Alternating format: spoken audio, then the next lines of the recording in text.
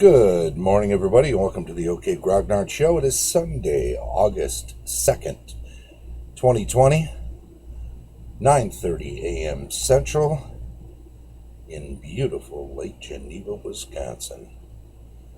Sunday is Rules Retrospective Day, and we have been looking at first edition AD&D character classes. We started with the fighter. I think we took some time to look at the history of the fighter and then look at the the first edition version of the fighter. So we looked at the OD&D Fighting Man, and then the fighter as it exists in first edition AD&D. Then we took a look at the Paladin subclass. So today we're going to check out our pals the Rangers. What's up with the Rangers? Well, I'll tell you something. Rangers might be the single most tinkered with class during later editions, and maybe house rules wise. It's hard to get a handle on something when the internet didn't exist yet. All you have is what somebody selected as being the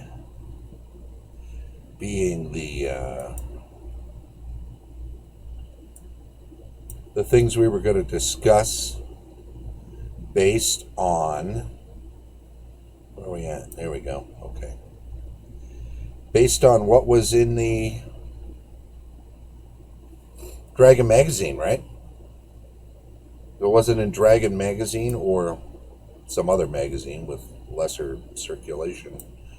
Lower circulation. Lesser, not lesser, but lower. That's probably a better way to put it. Less insulting.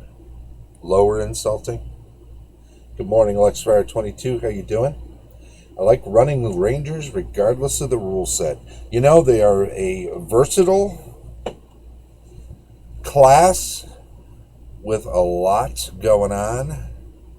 They're, in first edition especially, they're very survivable at first level, but they're tough to get into. Listen to this. The Ranger are a subclass of fighter who are adept at woodcraft, tracking, scouting, and infiltration and spying. All Rangers must be of good alignment. I think a lot of people forget that about Rangers from first edition. Although they can be lawful, chaotic, or neutral otherwise. A Ranger must have a strength of not less than 13, intelligence of not less than 13, a wisdom not less than 14, and a 14 or greater constitution. So that's 4 different ability scores that have to be at least a point or two above high average of 12, right? 9 to 12 is the average range on the old bell curve. If a Ranger has ability scores of greater than 15 in strength, intelligence, and wisdom, he or she gains the benefit of adding 10% experience points awarded by the referee. Earned by the players, awarded by the referee. Awarded by the Dungeon Master, the referee. Sound like a broken record, Mark. Okay, that's enough of that. Let's go on.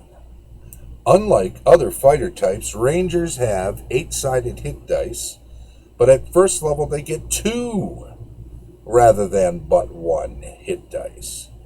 It should also be noted that Rangers get 11 hit dice rather than the 9 of other fighter types. In addition to considerable prowess as fighters, Rangers have druidic and magical spell capabilities when they attain high level. Thus, they are very formidable opponents, for they have other abilities and benefits as well. Let's take a quick swing down to this table here and notice these hit dice. Experience, go up to 10, where they keep gaining one more. Since they start with 2, they're at 11 hit dice. 11 plus 2, but they only gain plus 2 per level rather than the plus 3 that we saw the fighter and the ranger, or paladin rather, also receive beyond when they get a full hit die to roll. Not a full hit die, but a hit die to roll. Anyway, let's look at some of these abilities and discuss them. When fighting humanoid type creatures of the giant class, there's a term they don't use anymore, listed hereafter. Rangers add 1 hit point for each level of experience they've attained to the points of damage scored when they hit in melee combat. Giant class creatures are, big list here, bugbears, ettins, giants, that's all kinds of giants, gnolls, goblins, hobgoblins, kobolds, ogres, ogre magi, orcs, and trolls. So, quite a few. Especially when giants is wide open like that. So, anything of a giant class. So when they start adding in other creatures of giant class, they're included in this. Example, a 5th level ranger hits a bugbear in melee combat, and the damage done to the opponent will be according to the ranger's weapon type, modified by strength, and plus 5 for his or her experience level, because the opponent is a bugbear, a giant class humanoid. 2. Ranger surprise, and this is fun. Opponents, 50% of the time, D6 score a 1 through 3, and are themselves surprised only 16 and 2/3% of the time, D6 score of 1. Tracking is possible, both outdoors and underground, in dungeons and the like settings.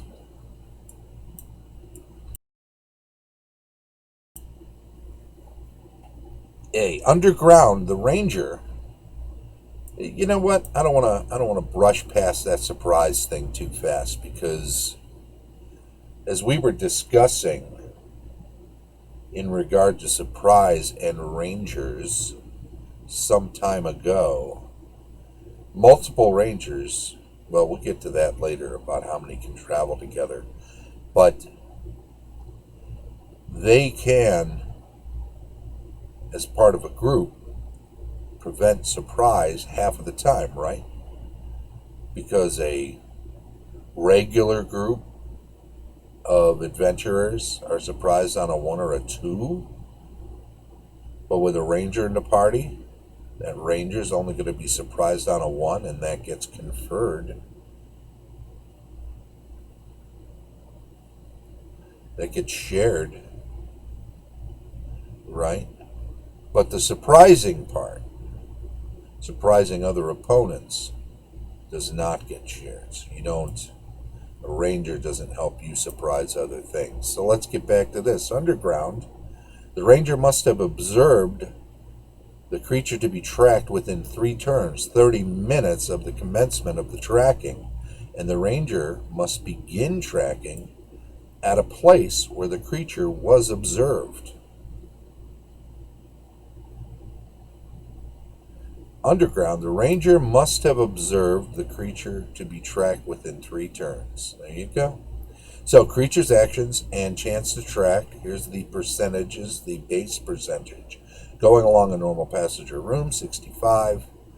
Passes through a normal door or uses stairs, 55. Goes through a trap door, 45. Goes up or down a chimney or through a concealed door, 35.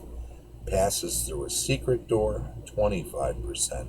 Outdoors, there is a 90% chance of a ranger being able to follow a creature modified as follows. For each creature, and these are modifiers that happen outdoors. For each creature above 1 in the party being tracked, plus 2%. For every 24 hours which have elapsed between making the track and tracking, minus 10%. For each hour of precipitation, minus 25%. Now, that might be a bit more of a judgment call when it comes to snow, right? Do we want to say that rain and snow are exactly the same? I don't think so. It'll depend on conditions. But let's open that up just a little bit. Get a little more light on the old moneymaker, baby. All right, where are we at? 4. The 8th level ranger gains limited druidic spell ability, and additional spells are added through 17th level. So even though your hit points are only going up by 2, 12th level onward, good to get to those higher levels and gain spells. The 9th level rangers gain limited magic user spell ability, as with druidic spell ability. Rangers cannot read druid or magic user spells from magic scrolls in any event. Never.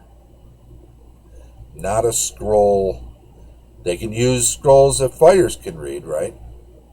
But not the ones written on leaves for druids. Is that how they do it? Is that something?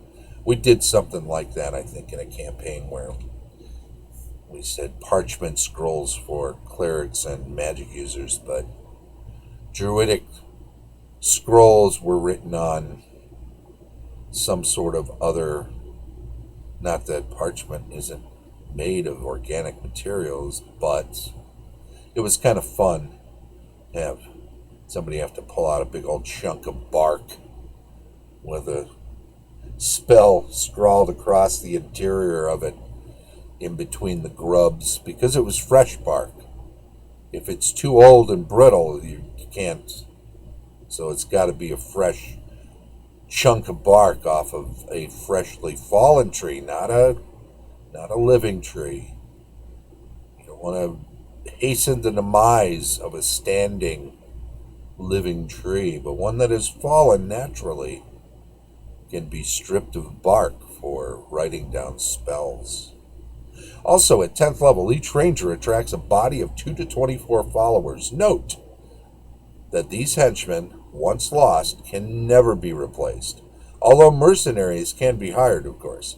These followers are determined by the DM, who then informs the ranger. Sir Robin's minstrels? Sure, maybe. Some of those, right? You can have a body of followers. Doesn't say they got to be rangers. Doesn't say they got to be fighters. Doesn't say they have to be adventurers. It is a body of followers. You could have an entire 24-person art class following around and just sketching him all the time. Oh, he's good. Look at the way he swings. Oh, look at that. Can you turn your head when you slice through the goblin? I want to get your reaction. Well, before photography, it was very tough for artists in fantasy milieu. That's one of Gary's favorite words, right? The following restrictions and strictures apply to rangers. 1. Any change to non-good alignment immediately strips the ranger of all benefits, and the character becomes a fighter with 8-sided hit dice ever after and can never regain ranger status. Doesn't say they lose that extra hit die, though. Just that they're straight up 8 hit points. And if they become a fighter, Even though they lose all that other stuff, once they hit those higher levels, I would assume they get +3 hit points per level rather than +2 per level once they go beyond adding a rolled hit die. 2. Rangers may not hire men-at-arms, servants, aides, or henchmen until they attain 8th level or higher. Nobody. So once they attract 8th level or higher for that, at 10th level they're attracting 2 to 24. So they could already have a bunch that they pay out of pocket. No more than 3 Rangers may ever operate together at any time. They keep it spread out. They know they are a hot commodity. They don't like crowds. They're antisocial? Is that an assumption we make about Rangers? Do we just assume they don't want to be around other people? Or they don't want to be helpful? What's their story? Number 4, Rangers may own only those goods and treasures which they can carry on their person and or place upon their mount. All excess must be donated to a worthy communal or institutional cause, but never to another player character. Same as the Paladin in that regard. Although Rangers do not attract a body of mercenaries to serve them, when and if Rangers construct strongholds, they conform to the fighter class in other respects. Okay, so then they can start loading up on castellans and the many other individuals it takes to keep a castle. Level titles: Runner, Strider, Scout. Strider, they slipped that in only at 2nd level. Yeah, that's kind of a dig, isn't it? Of course, in the books, Strider was meant to be a sort of a pejorative slapped on Aragorn by, what's his name? Buttercorn, Barleycorn. I think it's Butterbur. Strider, Scout, Courser, Tracker, Guide, Pathfinder, Ranger, Ranger Knight, and Ranger Lord, and then accentuated by the level. So there you go. 325,000 experience points per level for each additional level above the 12th. So 1,650,000 tops out. 600 gets to the next. Oh, I see. Well, 1,300,001 gets you to 13. Add another 325. There you go. Ranger gains 2 hit points per level after 10th. We got that already. Here are those spell tables. Druid spells, the assumption is the most they'll ever get are up to 3rd level Druid spells and 2nd level magic user spells. Maximum spell ability is the 17th level Ranger. The Ranger must check as to which spells he or she can learn, just as if he or she were a magic user. So intelligence is going to play a part in that no spell, KNOW. And it doesn't say so here, but I guess a Ranger has to have a spell book for the magic user spells, right? Got to study from something. Fighters, Paladins, and Rangers attacks per melee round. 1 to 6, 1 to 6, 1 to 7. A little less behind the Paladin and Rangers for that first mess of. Then we lose another level here. 7 to 12, 7 to 12, 8 to 14. 3 per every 2 rounds. With a thrusting and striking weapon. Striking weapon. Not slashing. I don't know if that is denoting that. I'd have to double check that, but I think that's meant to be melee weapons in general. Don't quote me on that one.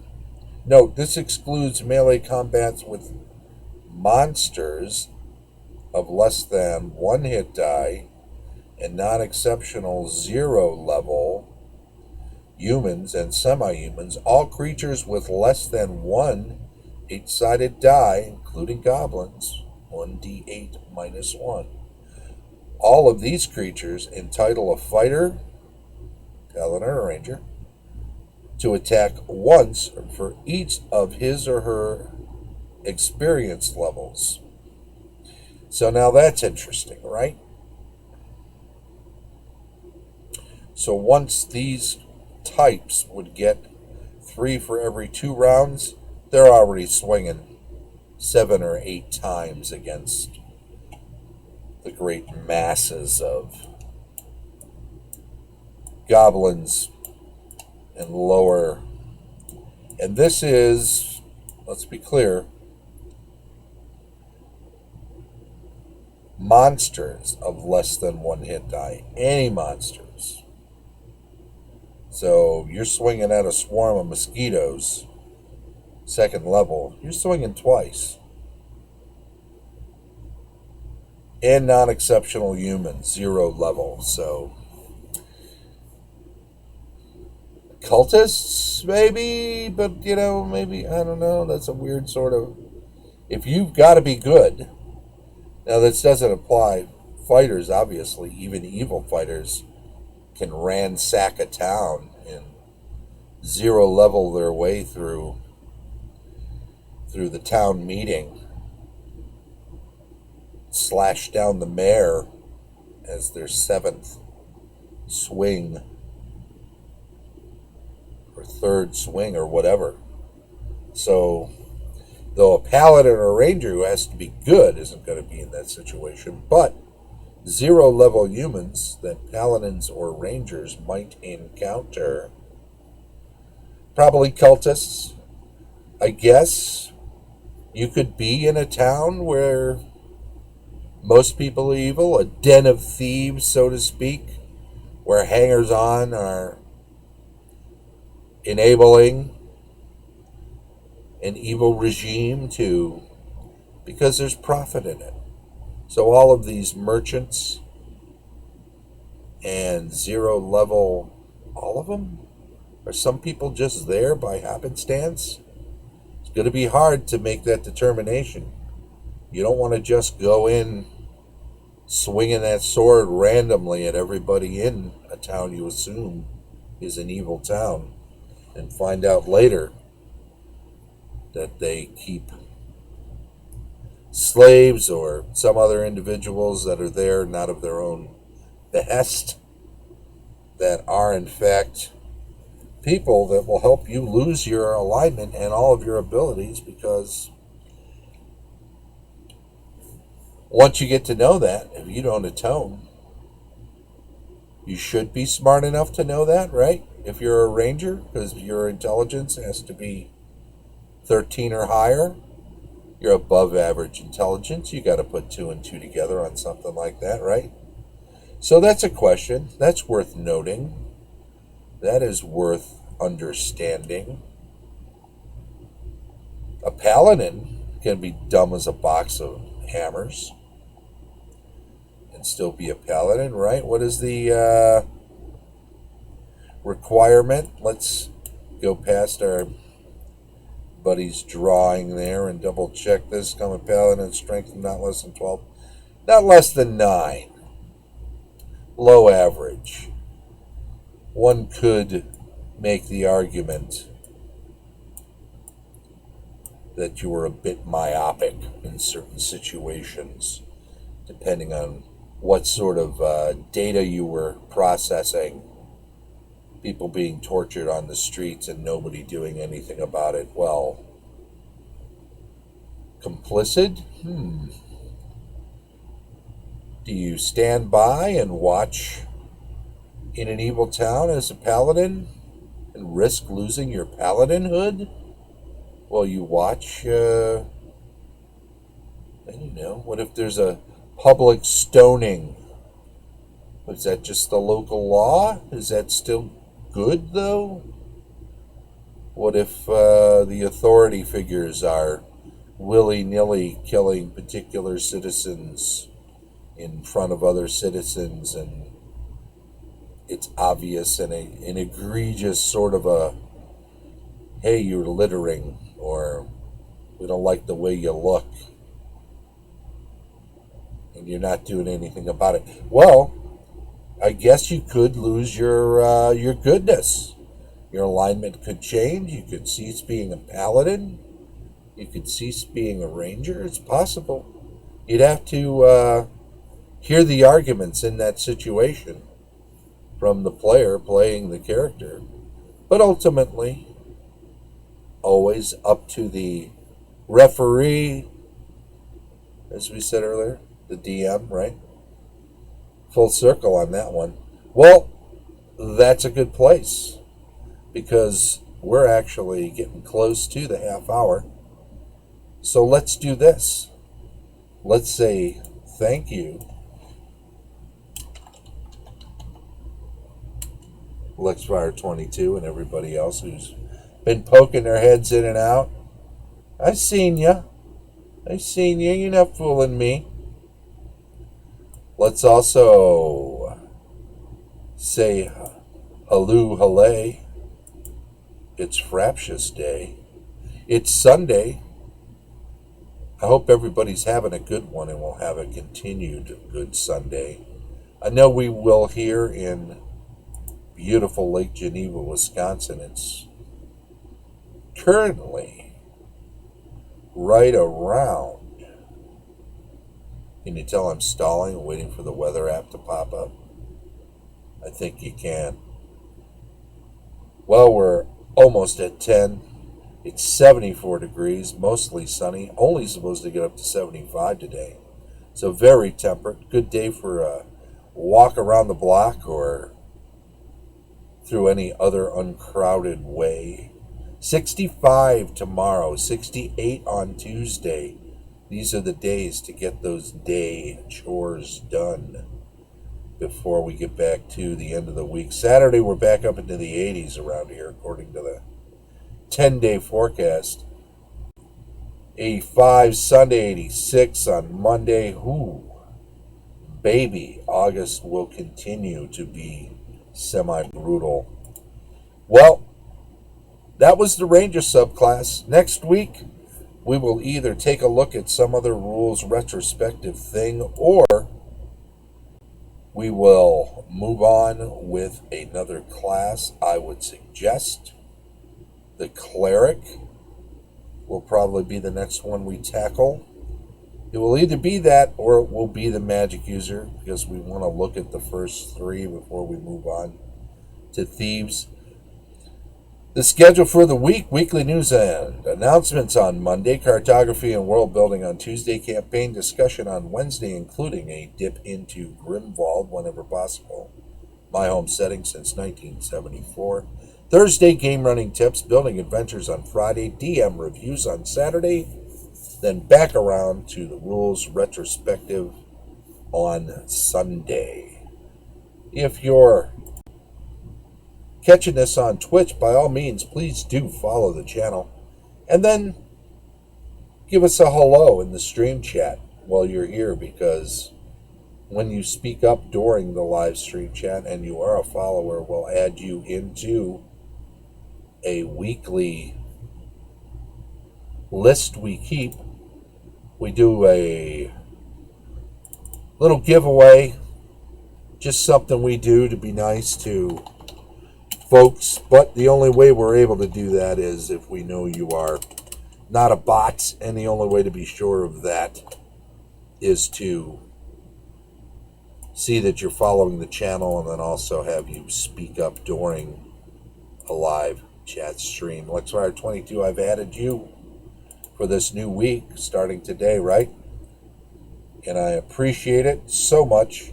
If you're catching up with this on YouTube, please do subscribe. Give us a thumbs up, and we will appreciate that for sure. Comments, constructive criticism. Enjoy the day.